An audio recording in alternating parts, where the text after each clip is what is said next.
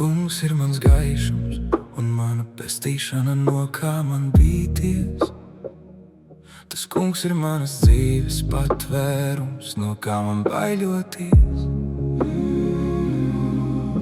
Kad ļaundari, mani pretinieki un ienaidnieki laužas uz mani, lai saplosītu manu miesu, viņi klups un kritīs. Kad bruņoti pulki nostājas pret mani, mana sirds ir bez bailēm. Kad pret mani ceļas karš, arī tad es esmu pilns paļāvības.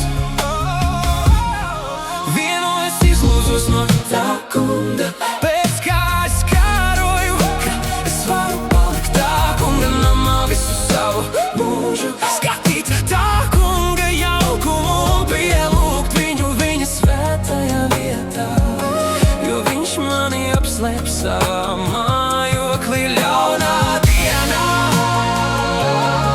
Viņš mani sargā savas telts pavēnī un ceļ mani augstu uz klints kalna.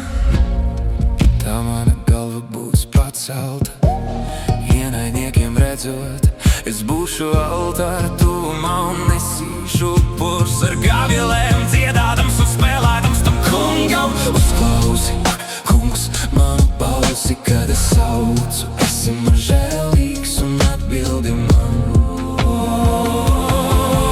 Manu sirds turas pie tava vārda, meklējiet manu vaigu. Es meklēju, kungs, tavu vaigu. Neapslēp no mani savu vaigu un neatstum savu kalpu dusmās.